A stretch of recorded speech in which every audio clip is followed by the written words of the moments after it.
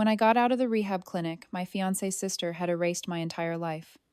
That was the sentence I couldn't stop saying in my head, over and over. Like if I repeated it enough times, it would stop feeling so impossible. She gave away my dog, burned my journals, sold my furniture, left me a check for $300, and a note that said, "Start fresh. We love you." Tell me, have you ever been treated like a burden by your own family? Because this is not just a story of loss. This is a story of being erased and writing yourself back in. I was 31, an art teacher at a public school in Portland. I'd lost my fiancé Ben in a motorcycle accident just 10 months before. Grief didn't feel the way people said it would. It didn't come in waves or stages. It sat on my chest like a cinder block and refused to move. I functioned. I fed our dog Ruby twice a day. I went to work when I had to. I even smiled at parent-teacher night. But inside I was rotting. The breakdown came quietly. One afternoon I found myself crouched on the floor of a Walgreens sobbing between the cereal aisle and the bottled water, my whole body shaking. I remember a cashier asking if I needed help. I just said I think I need to go somewhere. Somewhere safe. So I checked myself into a private recovery clinic just outside the city. 6 weeks. Voluntary care. I brought 3 books, a few changes of clothes, and Ruby's blanket because it still smelled like Ben. I thought Elise, Ben's sister, would stop by the house a few times, check the mail, feed Ruby, water the plants. She offered. She said she wanted to help. I didn't know what help would end up meaning. 6 weeks later, I came home. The clinic had helped. I was stable, alert, finally feeling a little like myself again. Dr. Sam, my therapist there, said I had done the hard part, choosing to live. But when I stepped out of the cab and walked up the steps to my apartment, something felt wrong. The building manager, Eric, looked at me like he'd seen a ghost. He said, "Wait, you're back." I said, "What do you mean I live here?" He frowned. "I thought you'd moved. Your place got cleared out 2 weeks ago." I thought he was mistaken. Maybe he meant someone else. Maybe it was a different unit. But when I reached into my purse and grabbed my key, it didn't fit. I had to pay a locksmith $180 just to get in. That was nearly all the money I had left. When the door finally creaked open, I knew instantly. This wasn't my home anymore. It was a crime scene. Not a single piece of furniture. No bed, no couch, no painting, no vase, not even the stained coffee mug I always left in the sink. The walls were bare, the bookshelves were gone, the plants dead, gone, everything. Except one thing. On the hardwood floor of the living room sat an envelope. White, sealed. My name written on it in Elise's handwriting. "Sarah, we did what needed to be done. You need to let go of the past. Ruby has a loving new family now. Your journals were burned for your own good. The furniture was sold or donated. This is your fresh start. Here's something to help. We love you." Inside was a check for $300. I didn't cry. I didn't scream. I just sat there on the floor and read it over and over again. Ruby was gone. My journals, 7 years of thoughts, letters to Ben, poems I never showed anyone, burned. Not discarded, burned. Because Elise thought it would be symbolic. Later she would say it was a cleansing. I tried calling. No answer. I sent her a text. "Where is Ruby?" No reply. I emailed her. 4 days later, she wrote back. "You're better now. Don't obsess. It's unhealthy." That's when I stopped sleeping. The apartment was dead silent, but I kept hearing the jingle of Ruby's tags. I kept waking up thinking I heard her scratching at the door. I'd reach out for the lamp on the nightstand, only to remember I didn't even have a bed anymore. I started calling shelters, vet clinics, rescue centers. "Do you have a small senior shepherd mix named Ruby, 12 years old, graying muzzle limp in her back leg?" Most people said no. Some were kind. Others acted like I was a crazy person. I didn't have a microchip number. I didn't even know what story Elise told when she gave Ruby away. If she gave her away, weeks passed. I slept on the hardwood with a thrifted blanket, lived on crackers and soup. I stopped answering the phone. I deleted my email. I didn't want to be found, but I wanted to find her. Then one night I remembered something. 2 years earlier, Ben had texted me a photo of a lakehouse, a tiny cabin near Aspen, his family's old fishing retreat. Elise once called it the unplug spot nobody goes to anymore. I searched their Facebook pages. Elise had just posted a photo of her and Martin holding glasses of wine in front of a lake at sunset. The caption said, "Finally unplugging. No signal, no stress, just peace." But in the photo, reflected in the glass door behind them, there was a dog, gray-muzzled, small, wearing a red harness. Ruby. I didn't pack anything. No clothes, no toiletries, no phone charger. I didn't care. All I needed was Ruby. I printed directions to the lakehouse at the public library, paid $2 in quarters to use the old printer. I filled up my tank with the last money I had, just under $50, and I took off. It was nearly midnight when I left Portland. 9 hours on the road. I didn't stop, didn't eat, didn't even turn on music. I just drove, gripping the wheel like it was the only thing tethering me to the world. Somewhere around sunrise, I crossed the Colorado border. Somewhere around 8:30 a.m., I passed the welcome sign to Aspen. By 9:00, I was parked on a gravel turnout off a private road tucked behind thick pine trees. That's where I waited. The lake house looked like a postcard. Rustic cedar siding, a wraparound deck, wind chimes swaying in the breeze, smoke curling from the chimney like everything was just fine. It made me sick. I waited in the woods for hours, half hidden in the brush, watching them. Elise in her robe sipping coffee, Martin in joggers, tossing a tennis ball into the lake. The laughter, the calm, like they hadn't just burned my life down to the floorboards. I stayed still. I didn't blink. I just watched. I wasn't sure what I was going to do. I wasn't even sure if Ruby was inside. But something in me knew. She was there, and I wasn't leaving without her. Sometime after lunch, they left. Maybe for groceries, maybe brunch in town. I didn't care. As soon as their SUV backed down the gravel path, I moved. I walked, slowly, deliberately, around the side of the house. Behind a ceramic frog by the back step, there was a fake rock. I lifted it. The key was still inside. I didn't knock. The moment I opened the door, I smelled it. Cedar, that faint, sweet smell Ben always joked about, said it reminded him of clean laundry and cabin trips. But that's not what stopped me. What stopped me was the hook by the door, hanging on it Ruby's leash, red, frayed at the end. The one Ben bought when we first brought her home. Next to it, her little waterproof coat. Below it, a stainless steel bowl half full of dry kibble. They didn't give her away. They lied. They took her here, as if she was theirs to keep. As if I was just some character in a story they could edit out when I got inconvenient. I didn't move. I didn't call out. I didn't touch anything. I just stood by the door and waited. I could hear the house around me, soft ticks from the clock on the wall, the faint hum of the fridge. It sounded like a normal house. But nothing was normal. Not for me. Then I heard it. Upstairs. Soft, careful footsteps. Not human. Then a low, familiar whine. My heart stopped. "Ruby," I whispered, barely a breath. And then she appeared standing at the top of the stairs. Older, slower, but hers eyes, God, those eyes still held the same spark. When she saw me, her tail moved, weakly at first, then faster. She whimpered and began to descend, each step stiff but determined. I dropped to my knees. "Come here, baby girl." She limped into my arms like she'd been waiting every day since I left. I broke. I held her. I sobbed. She licked my face like she was trying to patch the cracks.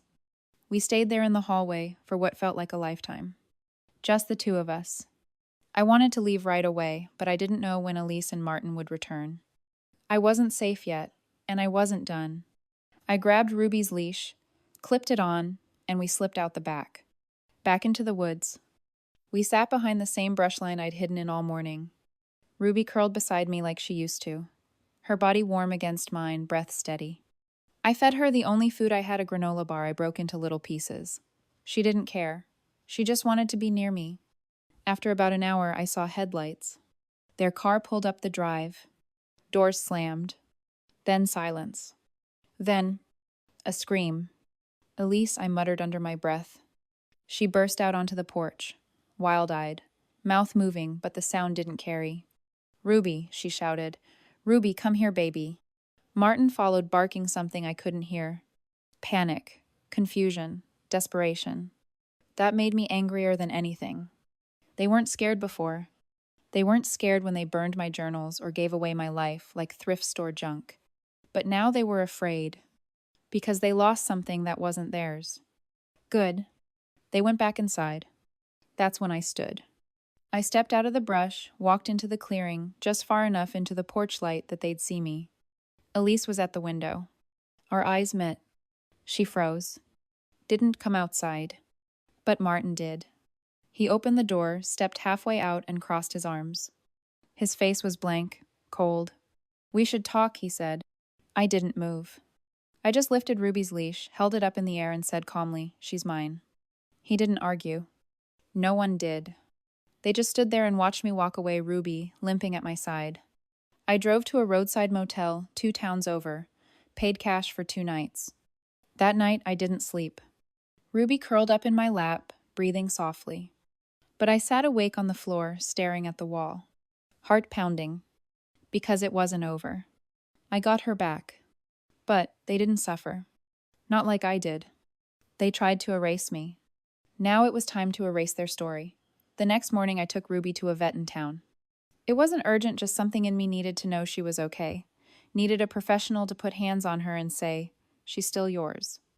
The clinic was quiet, clean. The vet, a kind older man named Dr. Patel, crouched beside her and smiled. Ruby wagged weakly, let him feel her hips and check her teeth. "She's got some arthritis," he said. "Bit underweight, but nothing we can't manage." I nodded, trying not to cry again. Then he scanned her chip. There was a long pause. "You're the registered owner?" he asked. I said yes. "Why?" He looked at the screen, then back at me. "Someone filed to transfer ownership 3 weeks ago." My throat tightened. "Who?" I asked. He turned the screen slightly. "Elise Harrington. Filed under her email. Fake phone number, reason for transfer owner, is institutionalized and no longer mentally fit to care for animal." I felt like the floor cracked open. They didn't just steal her. They tried to erase me on paper, legally, as if I was already gone and forgotten. But the form hadn't gone through, because I was still listed as the legal owner, because she didn't have my signature. Dr. Patel hesitated when I asked for a printed copy, but he gave it to me. I folded it slowly, placed it in my bag, and whispered, "Thank you."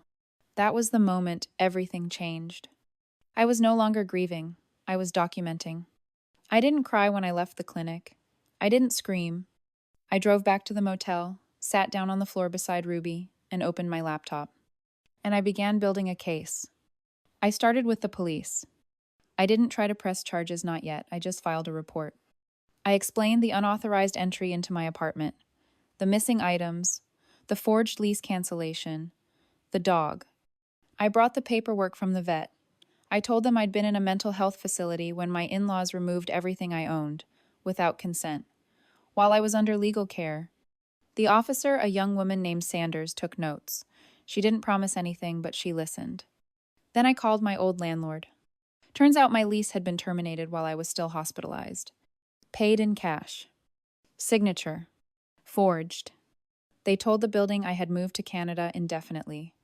Elise had even left a fake forwarding address. I asked for a copy of the termination form. They emailed it to me within the hour. My name signed in blocky, childish print, not even close to mine. That's when I realized this wasn't just betrayal, this was fraud. I kept going. Went to a downtown shelter thrift shop just in case. That's where I found it. One of my lamps, small green ceramic, crack near the base. Ben and I bought it together at a flea market in Eugene, 2 months before he died. Price tag, $3. I picked it up slowly, carried it to the counter. The woman asked if I wanted a bag. I said no. I stood outside that store with the lamp in my hands, and it felt like I was holding the last evidence that my life had been liquidated. I traced everything. Found out Elise had accessed my bank account. She didn't even try to hide it. I had given her my PIN once right after Ben died, when I couldn't remember where I kept the checkbook. I never changed it. While I was hospitalized, she withdrew almost $1,800. Left me with just under $300. The exact amount she put in the envelope. They used my own money to fund my erasure. I didn't tell the police about that. Not yet. Not even the lawyer I called next. I wanted to see how far they would go, how much more they thought they could take before I disappeared completely. That night, I drove back to the lakehouse. Not to sneak in, not to hide. I stood by the gravel driveway and waited in the open. Elise saw me first. She was stepping out to take trash to the bins. She froze. I didn't blink. Martin followed, beer in hand, sunglasses on. He stopped short when he saw me. I didn't yell. I didn't threaten. I reached into my coat pocket and pulled out a folder. Inside, the vet form, the lease termination, the shelter receipt, bank printouts. I held it out in front of me. Then I said softly, "I'm not going away.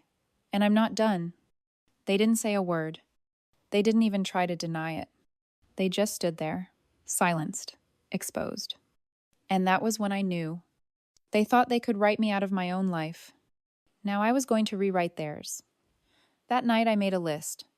Not a list of what I'd lost, because that was endless, but a list of what I was going to take back, piece by piece, silently, legally, and surgically. This wasn't about screaming matches or social media meltdowns. It wasn't even about winning. It was about remembering and making sure they never forgot. The first name on my list, Elise Harrington, certified public relations specialist. Not a therapist, not a counselor, but she did run her own private crisis media consultancy for small businesses and public figures in Portland. Her entire brand was built on being calm, composed, clean. I went to the state business licensing board and filed an ethics complaint. I attached the forged lease, the fraudulent ownership transfer for Ruby, a bank statement showing the unauthorized withdrawal, my discharge paperwork from the psychiatric facility. Under Oregon law, exploiting someone under temporary psychiatric protection is considered grounds for license suspension even for non-clinical professionals, especially when tied to fraud. I didn't write much. Just enough for the facts to speak louder than my voice ever could. Then I opened an anonymous email account. I kept it simple. Subject: local PR consultant, exploited mentally ill family member. Body attached is documentation. Details include property theft, forged lease, attempted dog ownership transfer under false medical claim, while patient was legally under supervised psychiatric care. One attachment, the full PDF file I had assembled. One recipient, the local Bend Journal, Elise's hometown paper. I didn't expect them to run it, but 3 days later, a reporter called me. Her name was Amber, and she had a calm voice, like someone used to hearing bad things slowly. She asked if I was willing to confirm details off record. I said yes. I made one thing clear. I didn't want fame.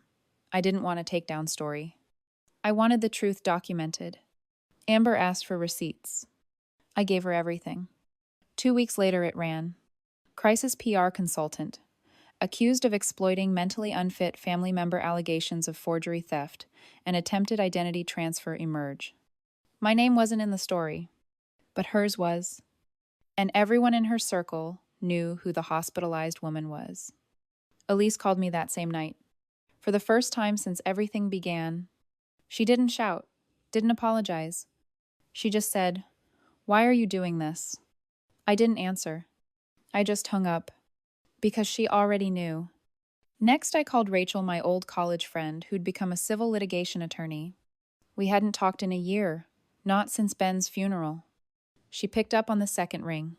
"Sarah, yeah," I said. "I need help." I told her everything. She didn't gasp, didn't interrupt, just listened. At the end, she said one thing. "Do you want to file?" I paused. "Not yet. I want to see how far they fall, before they even notice they're falling." Rachel helped me draft 2 formal letters. One to the bank where the unauthorized withdrawals happened. One to the property management company that approved the forged lease. Both opened investigations immediately. The forged signature was bad. The dates didn't match. The person who signed the deposit slipped Martin Harrington's handwriting all over it. I sat in my motel room that night, Ruby asleep across my legs, the sound of her gentle snoring like a metronome. I felt calm, but I wasn't done. Mini twist. That's when Jason helped me, Ben's old roommate, the one we used to Venmo for rent. I had forgotten Ben's old payment apps were still linked to my email. One day I got a ping. Martin had used my old debit card, the one linked to a shared app. It showed the purchase. It showed the account. It showed their shared bank. And it was sloppy. They never unlinked my access, which meant I could see everything. I didn't touch their money. That would have been illegal. But I did send donations from their account to a mental health crisis hotline, an animal rescue group, a women's shelter, a nonprofit focused on psychiatric patient advocacy. Each donation was small, $25, $45, all under Martin or Elise's full names. Legally explainable, but undeniably haunting, because it would show up on their tax forms, their bank statements, their donation summaries, a new ghost in the mail every month. Then I started mailing them things. Not threats, not letters, just reminders. A blurry photo of Ben holding Ruby on our balcony. A scanned page from my journal one they burned. The thrift receipt for the green ceramic lamp. A list of everything they sold, hand-typed and unsigned. New notes, new names, just memory. They stopped posting on Facebook. Elise took a leave of absence from her practice. Martin's name disappeared from the golf club directory. Their lakehouse went up for sale. And I watched it all calmly from a small rented room 3 hours away. Ruby asleep on a new bed I bought just for her. You see, they thought they could take everything from me. And they almost did.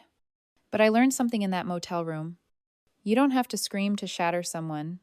You just have to let the truth in quietly, patiently, and let it settle where guilt grows best. 3 months passed. I had moved into a small one-bedroom apartment in a quiet town called Silver Glen, just far enough from Portland to breathe, but not far enough to forget. I worked part-time at a hardware store, organizing inventory and restocking shelves. It wasn't glamorous, but it was quiet, honest, no lies. Ruby was doing okay. Slower, yes. Her hips clicked when she walked, but she still barked every time she heard a peanut butter jar twist open. I still had nightmares. Still woke up some mornings expecting to be back in that empty apartment. Still reached for a lamp that wasn't there. But I was rebuilding. And I wasn't done. The day I filed the lawsuit was a Thursday. Rachel met me outside the courthouse.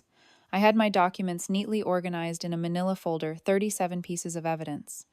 We filed civil claims for financial exploitation, forgery, identity theft, emotional distress, and attempted transfer of ownership under false mental health claims. The bank fraud alone was enough to freeze their joint account during the investigation. Rachel called it a surgical strike. I just called it necessary. Around the same time, the State Ethics Board made their move. After reviewing the formal complaint, I submitted they suspended Elise's license. Pending full investigation. When they asked for a written testimony, I gave them 20 pages. Chronological, factual, precise. No dramatic language, no adjectives, just truth. Every signature, every withdrawal, every photo of every item sold or donated without my knowledge. That week, someone from their church reached out. Apparently, an anonymous envelope had shown up at the church office with a printed copy of the Ben Journal article inside. Elise and Martin were quietly asked to step down from leadership committees. I hadn't sent the article, but I had emailed it to 10 advocacy groups, including one that specialized in mental health legal abuse cases. Maybe one of them had decided the church needed to know. I didn't ask. Then came the public spin. Elise posted a long status on Facebook, a soft-lit headshot, paragraphs of polished language. In an effort to protect a fragile family member, I made difficult choices under challenging circumstances. These decisions have been misunderstood. I ask for privacy as I take time to reflect and heal. It was exactly what I expected. Sanitized, manipulative, control disguised as vulnerability. But I didn't reply. Instead, I posted my own timeline. No accusations, no commentary, just screenshots, bank statements, lease forms, the vet record, a photo of Ruby on the floor of the empty apartment the day I returned. The post went viral, quietly, organically, dozens of comments, hundreds of shares. People weren't outraged. They were horrified. One of Ben's old coworkers messaged me, They always treated you like you were temporary. I'm glad you proved them wrong. That was the first message that didn't make me cry. It made me feel seen. Then came the court date. I wore a black dress. Ruby's tag was in my pocket like a charm. Rachel stood beside me. Across the aisle sat Elise and Martin, with a lawyer who looked like he charged by the breath. Their attorney tried to paint a picture of emergency guardianship actions and well-meaning overreach. He said I had been unstable, that Elise had acted out of love and concern for safety. Then I took the stand. I didn't raise my voice, didn't cry, didn't flinch. I showed the lease form. I played the voicemail where Elise said, "Fire cleanses. You'll thank me someday." I presented the bank withdrawal timeline. I showed the dog ownership transfer form with the box checked unfit owner. The courtroom was quiet. No cross-examination. Just silence. Then the judge ruled. Guilty of civil fraud, identity forgery, and financial exploitation. Compensation awarded for damages. Public record established. And full reimbursement ordered, including legal fees. It wasn't enough to buy back everything they took, but it was enough to leave a scar. A legal visible permanent scar. Because of the ethics board complaint, Elise lost her license permanently. Her practice closed. Their lakehouse sale fell through. Martin's employer released a public statement confirming his voluntary resignation. They moved out of state 6 months later. I never heard from them again. Ruby passed away the following spring. She was 12. She died in my arms at the vet, wrapped in the same blanket I'd carried into the woods that night outside the lakehouse. I held her until her chest stopped rising. Then I went home. Alone, but not empty. Because this time I had everything they tried to erase. I still have the green ceramic lamp. Still have Ben's photo, him smiling Ruby in his arms. And I kept the copies. Of everything. Not because I need them anymore, but because they remind me of what happens when you let someone else write your story. You lose your name. You lose your voice. You lose the right to be real. But when you fight, not with fists or screams, but with truth and paper and time, you take all of that back. And this time, it stays. People always ask what I did after. After the court ruling, after Elise lost her license, after the article was reprinted in 3 different regional outlets, after Martin resigned and their friends stopped inviting them to dinner parties. And I tell them the truth. I didn't celebrate. There were no fireworks, no slow-motion revenge montages, no cathartic screams in the mirror. There was just quiet. Quiet and space.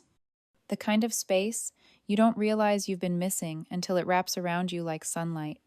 I stayed in Silver Glen, not because it was perfect, but because it was simple.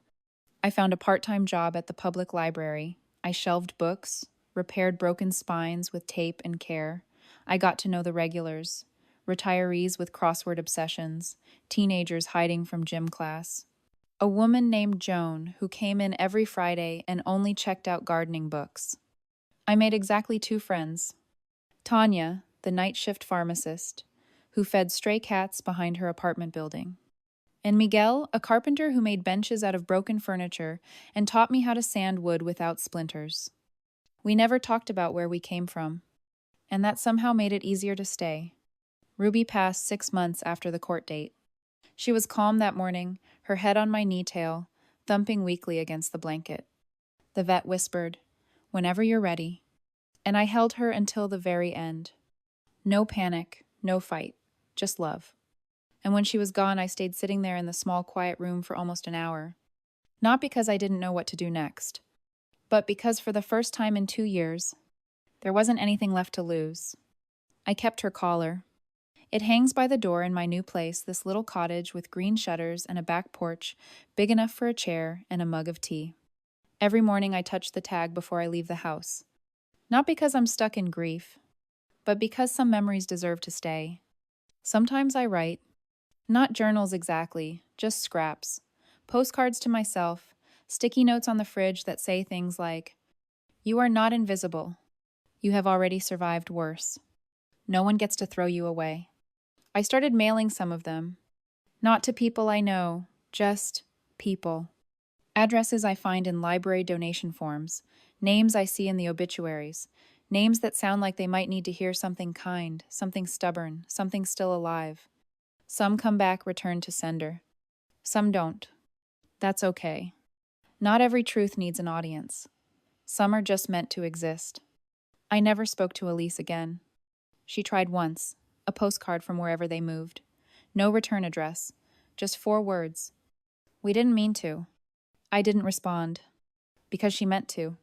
She meant to erase me. She meant to clean me out, sign the papers, take the dog, burn the pages.